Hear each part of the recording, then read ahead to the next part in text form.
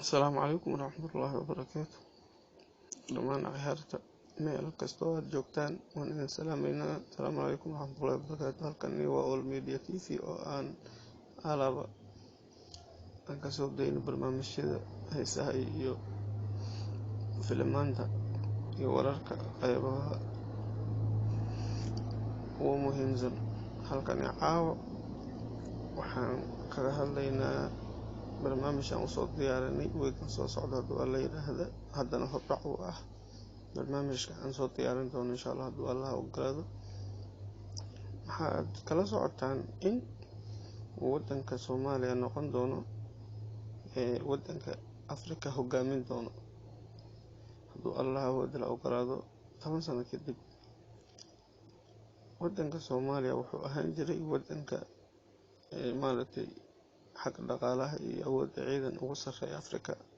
oo mar la oran jiray Rabiixa Afrika, balse 30 sano uu burbur soo maray kadib baa wadanka maaragtay hoos u dhac ku yimid iyo maaragtay dhaqaale mid shacab iyo mid dowladeedba,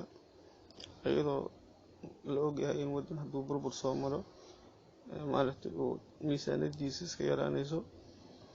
Dowladii kacaanka ee Allah u naxariistay yaa la siyaad barra kadib wadanka wuxuu soo maray burbur iyo maaragtay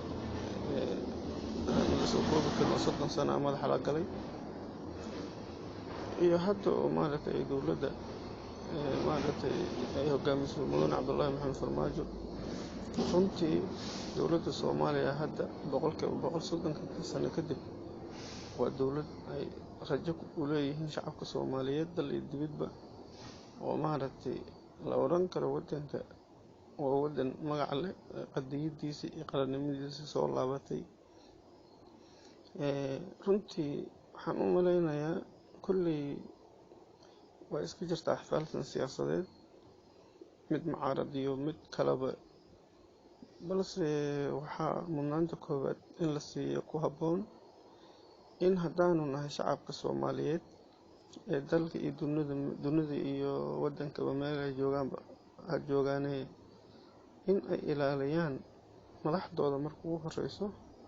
oo ay ka dheeraadaan propagandada iyo caayda baraha bulshada iyo in la aflagaadeynin madaxweyne amaba xil wadanka ka haya. Waxaad ogaataa Soomaalida maaragtay meel kasta oo ay joogto ay dhibaato ku qabsata inta ay gurmad u sameysay dowladda federaalka, inta maaragtay tahriibiyaal ama xabsiyo wadamo shisheeye lagu haystay.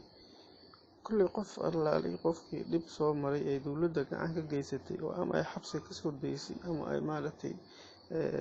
wax wanaag u sameysay baa garan kara dowladnimada iyo wanaageeda. Haddana waxaa dhibaatada garan kara qofkii maaragtay wadamo shisheeye lagu qabsaday ama sharci lagu xiray ama xabsi loo dhigay inuu yahay qof argagixisa ama uu yahay tahriibe, xabsi iyo jirdil iyo rafaad maray. Marka kulley anaga haddana dhalinyarta Soomaaliyeed 30 sano ama 40 sano ka yar, qofka hadduu dowlad soo arkin dowladnimada iyo wanaageeda ma fahmi karo, balse qofkii dadka qurbaha ama dowladaha shisheeye ama dhibaatadooda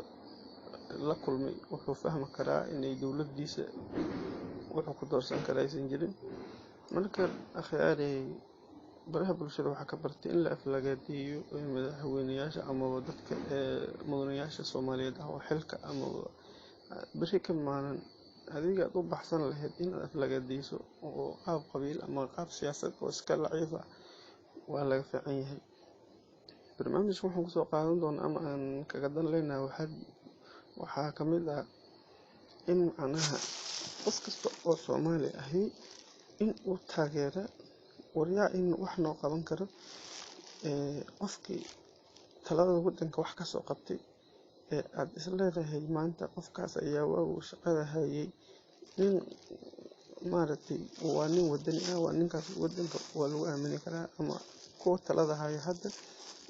kan iyo kan keenoo fiican. waa wax muhiim ah in adiga maaragtay fikirkaada ama doorashada dadkaada siisid qofka aad isleedahay ninka waa nin wadani oo wadanka maaragtay in loo dhiibo mudan. Balse waxaan meesha ku jirin